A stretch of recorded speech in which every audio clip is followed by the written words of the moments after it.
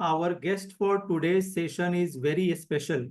He gained name, fame, and numerous awards with his very first Marathi movie, Dhudgus, a well-known face in the Marathi theatre, TV, and film industry. He is a star admired by both the masses and critics alike. He is Rajesh Deshpande ji. Hello sir, नमस्ते, कैसे हैं आप?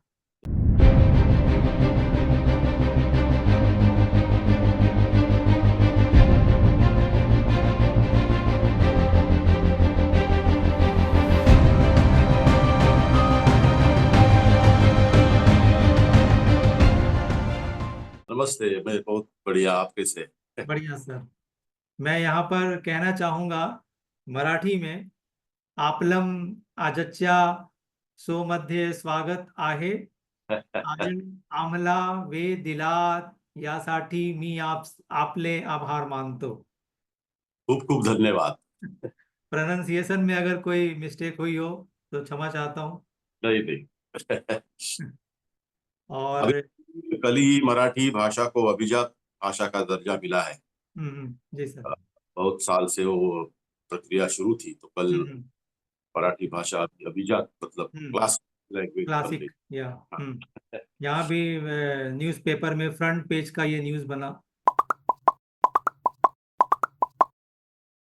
या वाकई हम सबके लिए काफी गौरव की बात है, प्राउड की बात है ये. जी। सर, सबसे पहले तो हम ये जानना चाहेंगे कि आप एक्टिंग इंडस्ट्री में आए तो आपके आने से पहले आपके फैमिली बैकग्राउंड इस एक्टिंग लाइन से जुड़ा था, और आपने कब सोचा, कब लगा कि मुझे एक्टिंग में ही जाना चाहिए? जी, मेरे पिताजी है चंद्रकांत देशपांडे। वो दादा कोडके जी के साथ ढोलकी बजाते थे। उनका एक कला पथक बोलते हैं, राष्ट्र सेवा दल का वो कला पथक था। तो उसमें वो ढोलकी बजाते छोटे छोटे रोल्स करते थे। मुंबई में थे वो, और स्कूल में पढ़ते थे तब, 9वीं 10वीं में थे शायद कुछ। और उसके बाद उनका मुंबई में घर नहीं था, रिश्तेदारों के पास रहते थे। दादा कोडके जी ने एक दिन उनको बोला, दादा कोडके जी के साथ एक रूम में रहते थे नायगांव में, मुंबई के। तो दादा कोडके जी ने एक दिन उनको बोला कि अरे आप पहले आपकी पढ़ाई पूरी कीजिए, ग्रेजुएशन कीजिए, और फिर इस क्षेत्र में आइए ताकि आपको एक सम्मान मिल सके। तो वो रत्नागिरी चले गए, हमारा जो नेटिव है, और वहां जाने के बाद उन्होंने ग्रेजुएशन किया। और ग्रेजुएशन के बाद उनकी घर की परिस्थिति ऐसी थी कि वो वापस मुंबई नहीं आ सके, और वो उसके बाद एजुकेशन के क्षेत्र में काम करने लगे, सोशल वर्किंग और पॉलिटिक्स में घुस गए। और फिर वो वापस यहाँ नहीं आ सके ये क्षेत्र में, लेकिन उनका एक सपना था कुछ कि हम कुछ कर सके। वो अच्छा कलाकार है, अभी भी है। और गांव में हमारे स्कूल में वो एकांकी किया करते थे, नाटक किया करते थे गांव के वो टीचर लोगों को लेके। उन्होंने एक एकांकी की थी, one act play, PL Deshpande का, पुढ़ारी पाहिजे कर, हम बच्चों को लेकर। और एक कंपटीशन में उसको नंबर मिला था डिस्ट्रिक्ट लेवल पे, उसमें मैंने छोटा रोल किया था। तब मुझे पता चला कि मुझे भी इसमें कुछ अभिरुचि है या मैं कर सकता हूँ। और बचपन से हमारे घर में थोड़ा कल्चरल इन्वॉल्वमेंट था, बातें होती थी, किताबें आती थी तो मैं पढ़ता था। कविताएं मुझे बचपन से सूझती थी, दो दो लाइनें। तो एक लगाव था इस क्षेत्र के बारे में। और जब मैं मुंबई में आया तो पहले तो क्रिकेटर बनने आया था। तो मेरा पहला सपना था क्रिकेटर बनना, लेकिन वो कुछ हो नहीं सका क्योंकि बहुत लेट आया मैं, 11वीं में मुंबई में। तो 11वीं में क्रिकेट का करियर शुरू करना तो बहुत देरी की बात है। एक आध कोई कपिल देव सर होते हैं, बाकी तो स्कूल से खेलना पड़ता है। लेकिन ये क्षेत्र में मराठी में नाटक बहुत सबको प्यारा है। और हम तो कोकण से हैं, सब रत्नागिरी जिले से। तो कोकण में तो हर गांव में नाटक होता है। कोई उत्सव हो या यात्रा हो, तब तब नाटक करते हैं, गांव वाले नाटक करते हैं। हमारे यहाँ फिल्मों का ज्यादा लगाव नहीं है, नाटक का ज्यादा लगाव। तो नाटक, क्रिकेट, ये दोनों साथ में चल रहा था। और मैं एक संस्था मुंबई में थी जो एक्सपेरिमेंटल प्लेस करती थी, अ, उस संस्था में शामिल हुआ।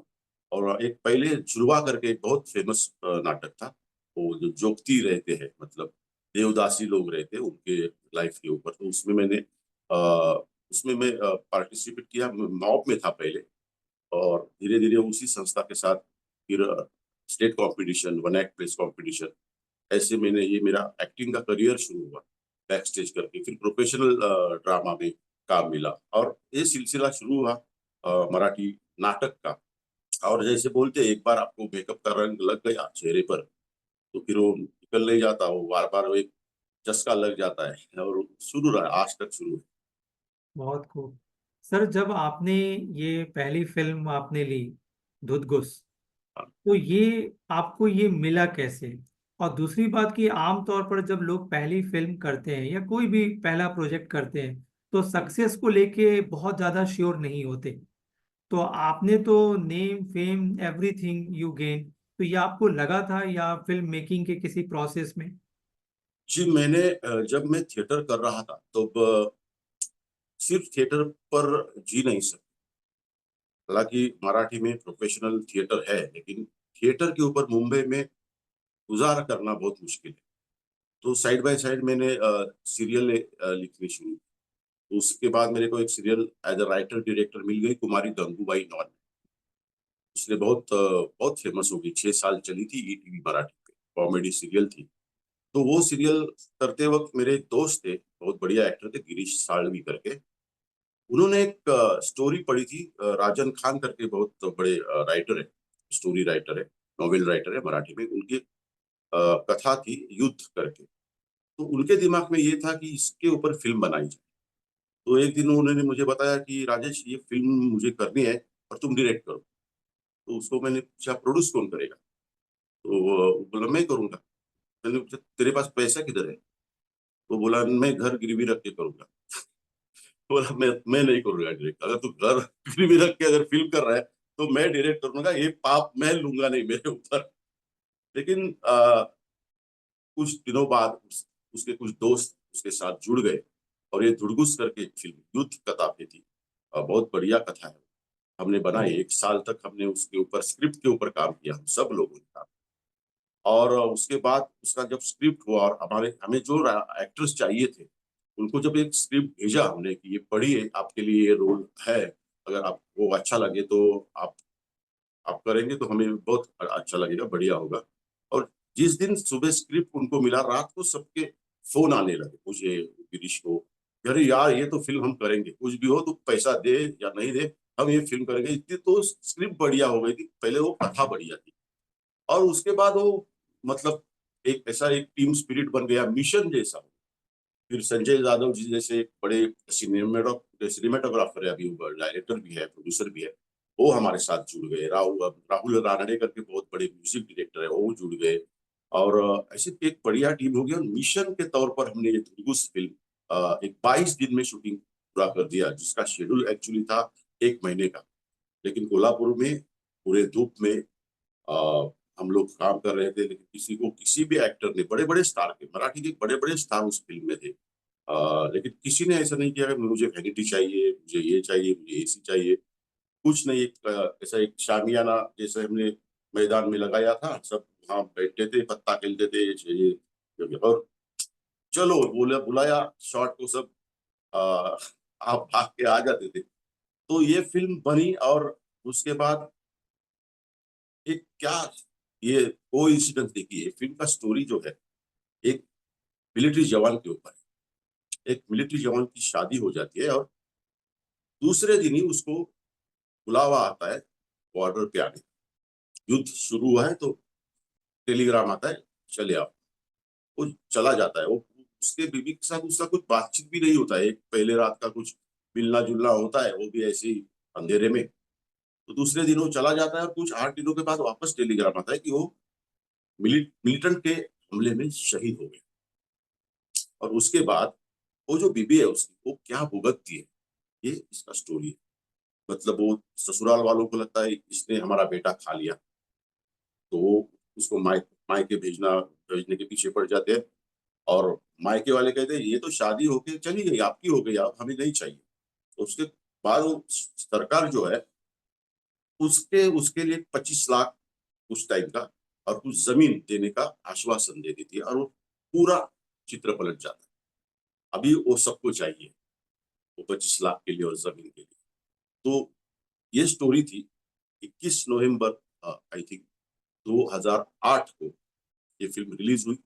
जी जी ने ली, हाउसफुल चलने लगी और 26 नवंबर को मुंबई पर टेररिस्ट अटैक हो गया, कसाब वाला जो हमला हुआ, और उसके बाद सब बंद हो गया ना। जब एक महीना तो सब बंद था। तो जो फिल्म वो शहीद जवान की स्टोरी पर थी, वो हाउसफुल चलने वाली फिल्म एक टेररिस्ट अटैक में ही बंद होगी, जो सक्सेसफुल चल रही है।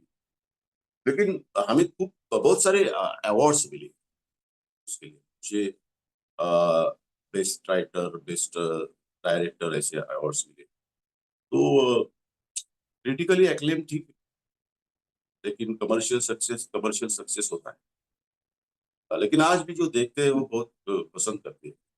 सर, आपके पास एक कवि का भी हृदय है, हार्ट है, आप कवि भी हैं। आपने अभी अभी एक बहुत गंभीर बात कही कि हम थिएटर के ऊपर रह नहीं सकते थे, घर नहीं चल सकता। हिंदी थिएटर के भी लोग यही बात कहते हैं, पंजाबी के भी यही कहते हैं। क्रॉस द नेशन जितने भी टीवी और फिल्म इंडस्ट्री के लोगों से बात हुई, जो इनका पहले बैकग्राउंड थिएटर का रहा है, उन सब ने यही बात कहा। और आज भी दिल्ली में भी, मंडी हाउस में भी, वहाँ के जो आर्टिस्ट हैं कहते हैं यहाँ पैसा नहीं है। आप तो सर आज की डेट में एक स्टार हैं, वेल नोन फेस हैं। तो आप लोग जब थिएटर से बाहर निकलते हैं, जब आप खुद एक बहुत बड़े सेलिब्रिटी बन जाते हैं, तो आपने सर कुछ सोचा, या आप लोग उस तरफ ऐसा क्या करते हैं जिसमें ये मनी क्राइसिस इशू को हम हटा सकें? जी, थिएटर के ऊपर मराठी में अ, कुछ लोगों का अच्छा चलता है, ऐसा नहीं कि चलता नहीं। जैसे मराठी में प्रशांत दामले जी है, वो तो बहुत हाउसफुल के बादशाह बोले जाते हैं। ऐसे बड़े बहुत 2-3 आर्टिस्ट है जो थिएटर ही करते हैं और उनका चलता है, अच्छा चलता है, तो टीम का चलता है। लेकिन वो गारंटी नहीं।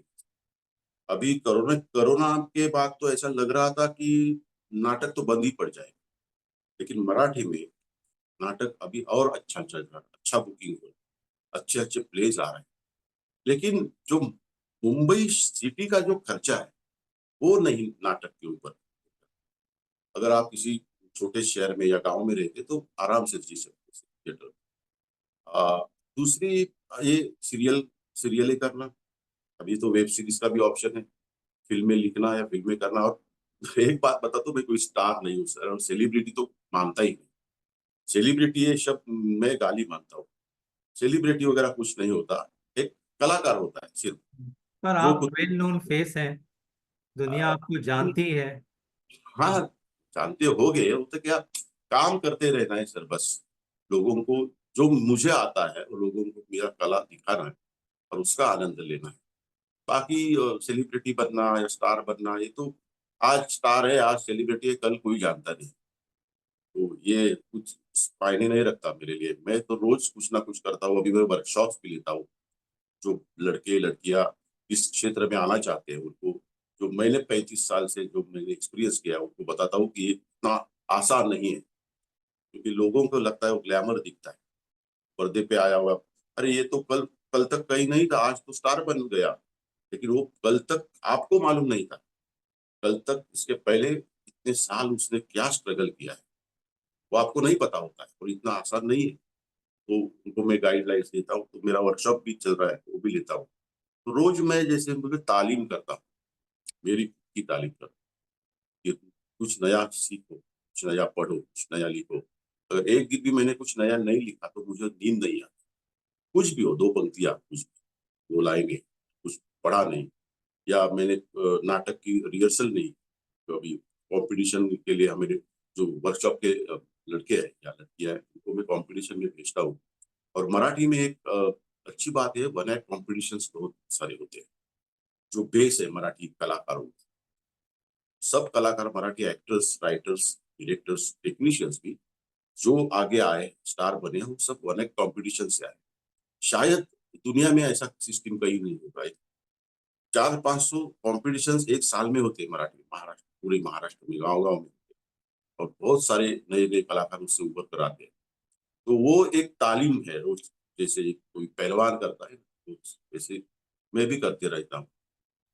ये तो आपने एक बहुत सुंदर और बड़ा मैसेज दिया क्योंकि ये तालीम लेने का, क्योंकि आमतौर पर ये देखा जाता है कि जब कोई किसी पोजीशन को अचीव कर लेता है तो उसे लगता है कि अब तो मैं सब कुछ जानता हूँ। लेकिन आप इस पोजीशन पर भी कह रहे हैं कि मैं खुद तालीम लेता रहता हूँ। ये हम सबों के लिए इंक्लूडिंग मी, ये एक लर्निंग चीज है। ये हम सबको अपने क्या जीवन में होता है फॉलो ना, करना ये चाहिए। जो अपना फील्ड है, ये कला हम्म। क्षेत्र है, इसका कोई गणित नहीं, रोज नया चैलेंज। सो मैं सबको बोलता हूँ, जैसे जो स्कूल में जो ब्लैक बोर्ड होता है, तो टीचर सिखाता है, दूसरा टीचर आके उसको साफ करता है, दूसरा कुछ सब्जेक्ट सिखाता है, वैसे रोज रात को आज जो मैंने किया वो पूरा क्लीन करके दूसरे दिन वापस नया श्री गणेशा लिखना चाहिए। अगर मैंने ये किया है, मेरा सक्सेस और अनसक्सेस जो कुछ है वो बहुत बर्डन देता है। तो नए मतलब कुछ हर दिन नया है और हर दिन पहला है और आखिरी है आपकी जिंदगी का, ये समझ कर मैं जीता हूँ और काम करता हूँ। बहुत खूब। सर, एक क्वेश्चन, जो नॉन टेक्निकल लोग हैं, जो फिल्में देखते हैं मगर उस प्रोसेस को नहीं जानते, उनके तरफ से ये क्वेश्चन है कि जैसे कि आप डायरेक्टर भी हैं, आप एक्टर भी हैं, राइटिंग वाले सेक्शन पर हम बाद में आते हैं, तो एक जनरल सी बात आती है कि अगर आप खुद ही डायरेक्टर हैं और खुद ही एक्टर हैं, अगर आपने कोई सीन आपने किया, तो आपको कैसे लगता है कि ये वाला बेस्ट है? क्योंकि आप तो डायरेक्टर हैं, आप कह सकते हैं मैंने जो किया वो बिल्कुल बेस्ट है। सर बेस्ट नहीं मानता मैं, बेटर मानता हूँ। बेस्ट तो होता नहीं है, मतलब आखिर तक बेस्ट करने की कोशिश तो चालू रहती है, हर एक स्ट्रगल चालू रहता है, बेस्ट तो मिलता ही नहीं। अगर हमने समझा कि ये बेस्ट हो गया तो हम लोग खत्म हो गए, फुल स्टॉप। तो बेटर बेटर करने की कोशिश करते हैं। और मैंने खुद एक्टिंग करके खुद डायरेक्शन अभी तक नहीं किया।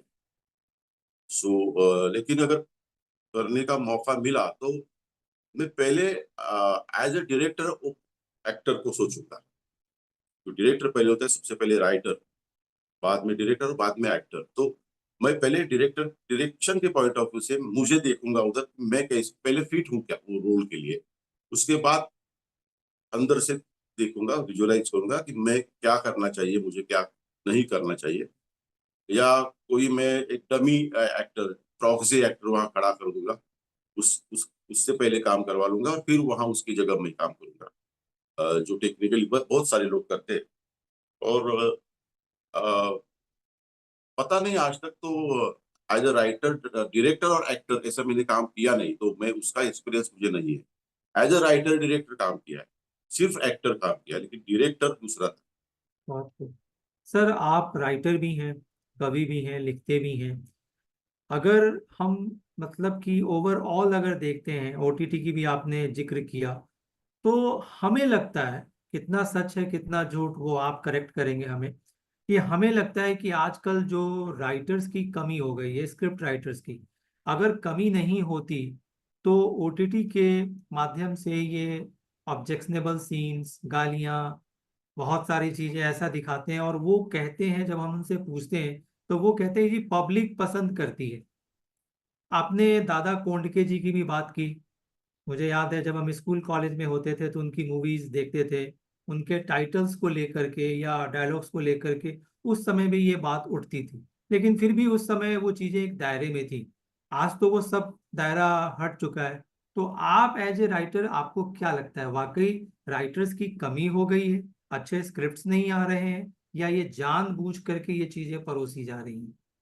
ये सर राइटर की कमी तो पहले से है, पहले से इतना किसको कोई ऐसे खुशी से नहीं लेखक बनना चाहिए, पहले सबको एक्टर बनना होता है सर।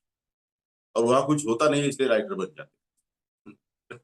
तो मैं भी पहले एक्टर ही था बाद में, लेकिन मुझे जब पता चला मैं लिख भी सकता हूँ तो लिखना शुरू किया, मुझे काम मिला और वो सस्टेनेबल काम, राइटिंग, और उसके लिए बहुत पेशेंस भी चाहिए, पढ़ना चाहिए।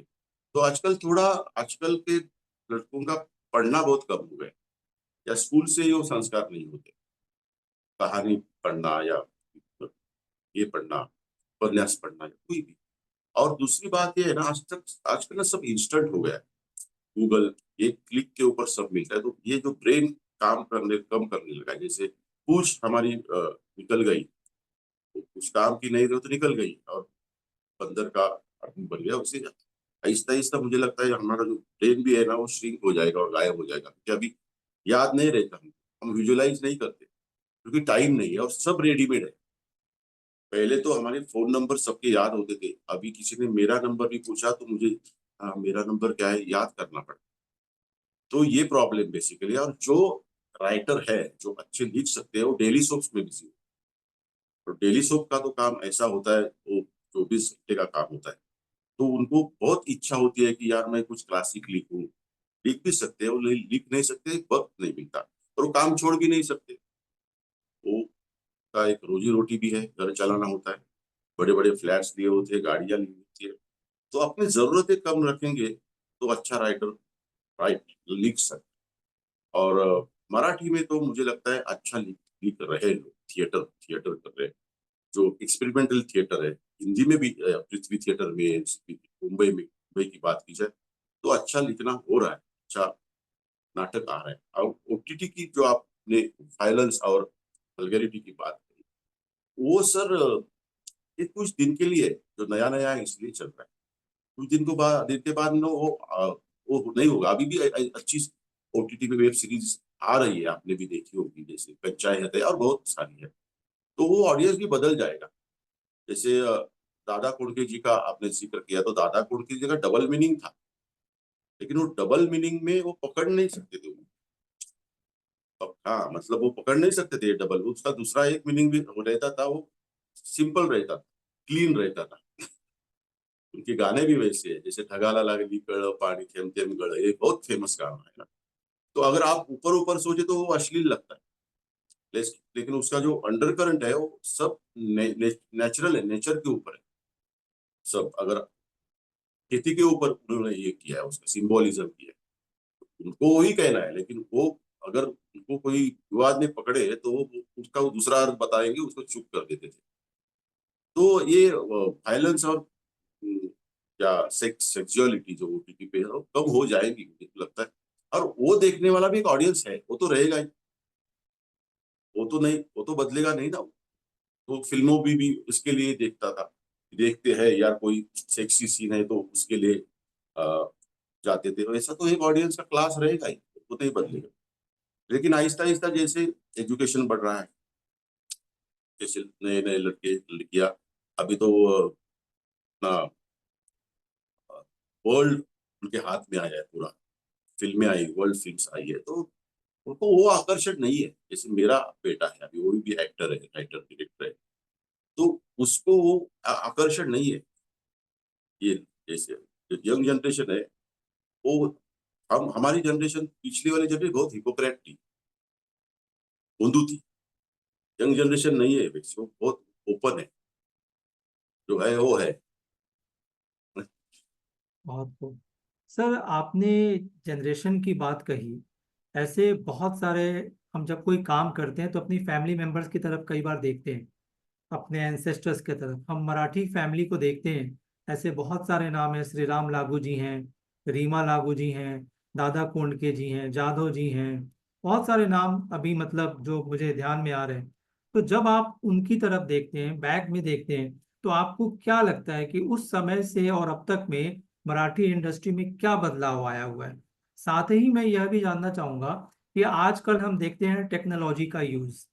जैसे कि अभी हमने देखा कि तेलुगु में, तमिल में, कन्नड़ में एआई के थ्रू एक्टर्स, जो नॉन हिंदी एक्टर्स हैं, हम उनकी आवाज़ डालेंगे। अब जैसे हमें अगर मराठी सीरियल देखना है और फॉर एग्जांपल किसी को मराठी नहीं आती, तो रियल टाइम ट्रांसलेशन भी अवेलेबल है। तो ये जो तकनीक है आज के दौर में, और जो पहले जनरेशन की आप बात कर रहे थे, आपको अगर हम मिडिल में रख लें, तो इनमें क्या बदलाव है? आपको क्या लगता है कि आप इसमें कहाँ हैं, और आपसे हम या आने वाली जनरेशन और क्या ले सकती है जो हिस्ट्री बनेगी? टेक्निक तो रोज नया आएगा, रोज बदले। इंपॉर्टेंट है content, script, script is God. ये टेक्निक तो मराठी में ना, तो स्टोरी चाहिए मराठी ऑडियंस को। स्टोरी क्या है? टेक्निक तो हम साउथ के फिल्मों में, हिंदी फिल्मों में, इंग्लिश फिल्मों में देख लेंगे, लेकिन मराठी ऑडियंस मराठी सिनेमा से कंटेंट की डिमांड करता है। उनको कंटेंट चाहिए। वो आप एआई यूज करो या कुछ यूज सेट, वो नहीं है, वो उससे वो नहीं ज्यादा उससे एक होते हैं मराठी ऑडियंस की। हमें क्लासिक दो, कंटेंट दो, हमारी मिट्टी का कुछ दो। जैसे मलयालम फिल्म इंडस्ट्री, मैंने लॉकडाउन के पीरियड में मलयालम रात रात जाकर सब मलयालम फिल्में देखना शुरू किया, और मैंने वो रिलेट किया मराठी इंडस्ट्री से कि मलयालम सिनेमा ग्रेट क्यों है, वो अपने मिट्टी का सब्जेक्ट लेते हैं। तो मराठी में भी अगर ऐसे सिनेमे पहले आते थे, स्टोरीज जो होती थी, कहानियां होती थी, वो मिट्टी की कहानियां। जब हम कॉपी करने लगते हैं तो लोग बोलते हैं यार ये तो मैं हिंदी में देख रहा हूँ या इंग्लिश में देख रहा हूँ, मराठी में नहीं चाहिए मुझे। मराठी में हमें हमारे मिट्टी का, मेरे हमारे गांव का सब्जेक्ट चाहिए जो हमें अपना लगे। और टेक्निक सर रोज बदलेगा और बहुत स्पीडली बदलेगा, तो उससे मुझे कुछ टेक्निक से मतलब ज्यादा ये नहीं होता है कि ये टेकिंग कैसा लिया है, उसमें और क्या यूज किया है, इफेक्ट्स यूज किए, कंटेंट क्या है, ये मुझे ज्यादा मायने रखता है। मुझे खुद के लिए टेक्निक तो होता ही है। और आप अगर पहले से मराठी इंडस्ट्री का नाटक फिल्म सीरीज का अगर कंपैरिजन करें तो अभी एक्टर्स एक्ट्रेसेस बहुत बढ़िया आ रही है, वेल एजुकेटेड, वेल ट्रेंड, और बहुत डिसिप्लिन एक्टर्स, नई जनरेशन। तो राइटर्स भी है, डायरेक्टर्स भी है। तो मराठी से अभी मुझे लगता है मराठी से बहुत अच्छी फिल्में और बनेगी, जो बन भी रही है छोटे बजट में। बजट का बहुत बड़ा इशू है मराठी, और वो रीजनल सिनेमा में होता ही है। बजट इज नॉट, ना कुछ फर्क नहीं पड़ता। जैसे हमने दुर्गुस बनाई, वो उसका बजट था 80 लाख, 80 लाख में फिल्म बनाई, उसमें 20-25 मराठी के बड़े बड़े एक्टर्स थे, लेकिन बन गई फिल्म, अच्छी बन गई। तो अगर आपको आपका अगर सपना है या मिशन करके आप किसी प्रोजेक्ट के ऊपर बिजनेस करके आप देखेंगे तो उसकी गारंटी नहीं। आप अगर मिशन करके देखेंगे, मिशन है मेरा, मुझे ये मेरे जिंदगी का एक माइलस्टोन करके बन के रहना चाहिए, अगर ऐसा आप कुछ प्रोजेक्ट करें तो लोग भी जुड़ते हैं आपको मदद करने की। और मैंने आज तक वैसा ही काम किया है। मतलब मैं लकी हूँ, मुझे ऐसे दोस्त मिले या प्रोड्यूसर भी मिले, मुझे उस टाइप का काम करने का मौका दिया हूँ। और छोटा मोटा काम तो ऐसे भी करना पड़ता है, ना ना नहीं कह सकते हम लोग। कुछ काम आए तो बैंक बैलेंस देख के सर करना तो पड़ता है। सर आपने इतना कुछ किया, तो ऐसा कौन सा मूवी या थिएटर रोल या टीवी रोल था जो आपके दिल के करीब है, आपको लगता है कि इसका रीमेक करना चाहिए मुझे? सर गंगूबाई नॉन मैट्रिक जो मेरी पहली हिट सीरियल थी, उसके ऊपर मैंने नाटक किया, फिल्मी की।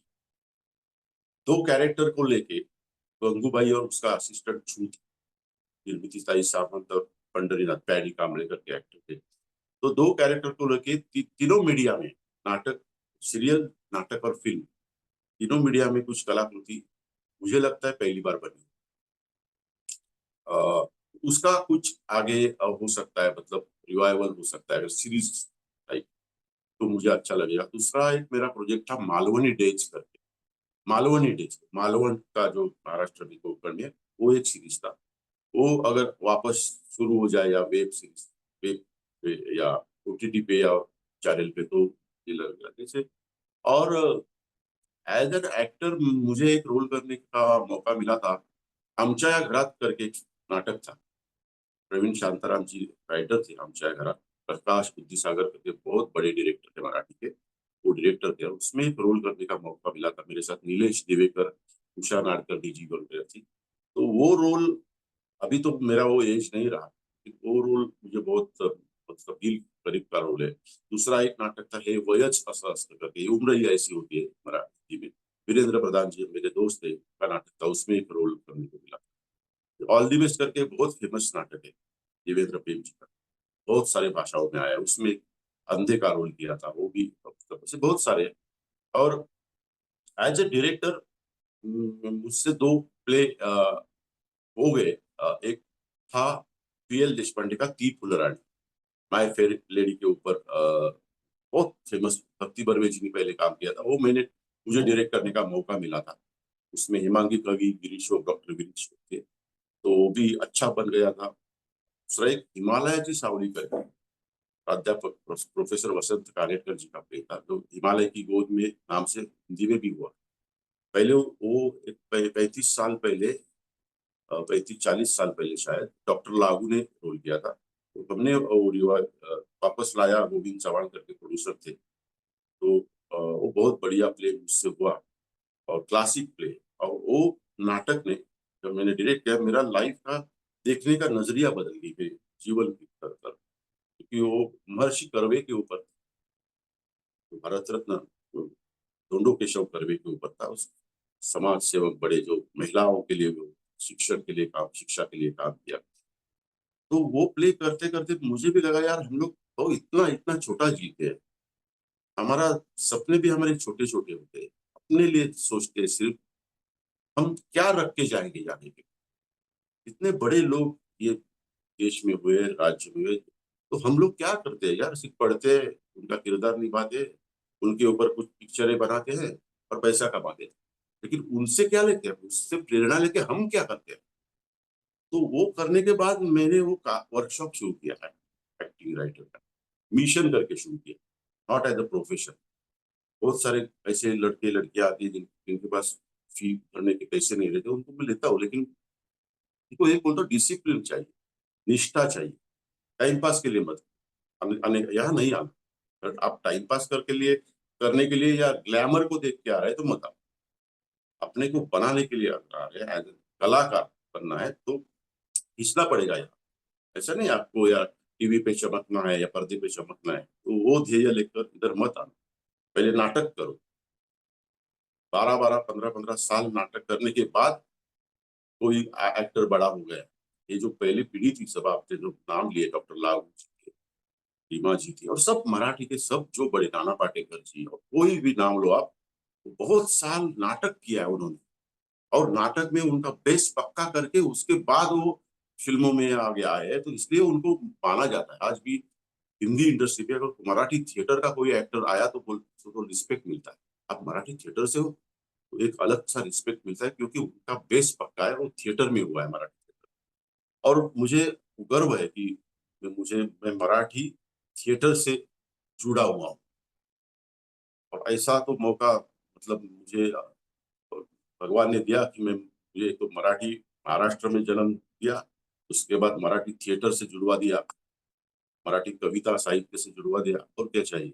हम भी ईश्वर को धन्यवाद करेंगे, प्रणाम करेंगे कि आपका टाइम हमें मिला आपसे बात करने का, पब्लिक अरे के नहीं, सामने लाने का। मैं लकी हूँ जो मुझे आपने कहाँ से ढूंढा, मुझे पता नहीं किसने मुझे मेरा नाम आपको बताया हो, पता जी। नहीं। आप दिल्ली से, मैं यहाँ मुंबई से, हम्म। काम अपने कहाँ देखा या पढ़ा, और मुझे हम्म। अगर आपसे बात करने का मौका दिया, मैं धन्यवाद देता हूँ। Thank you sir.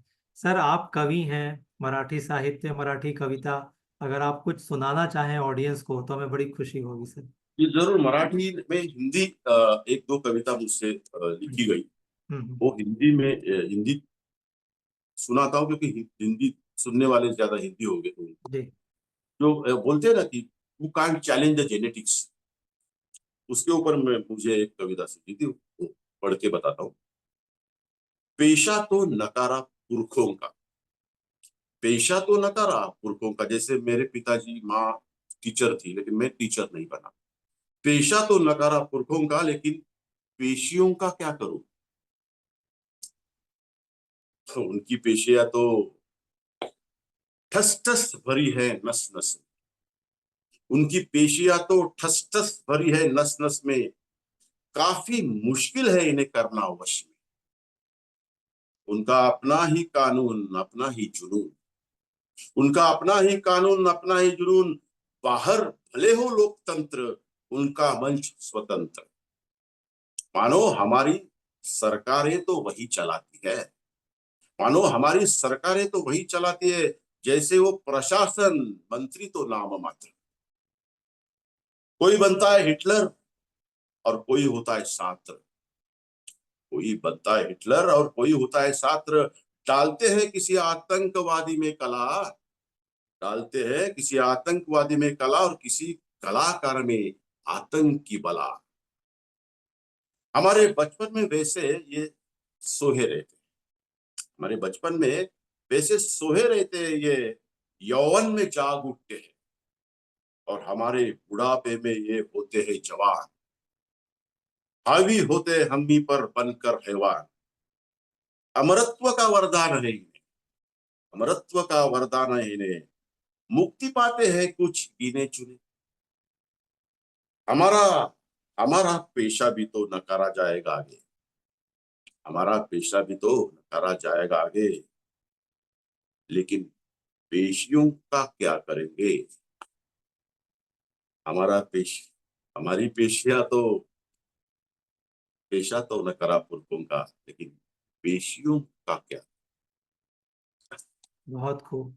मुझे लगता है कि जो आपके जो शब्द हैं, जो एस्पायरिंग एक्टर्स हैं या बहुत सारे लोग जो लीक से भटक रहे हैं, उनको जगाने के लिए काम करेंगे ये।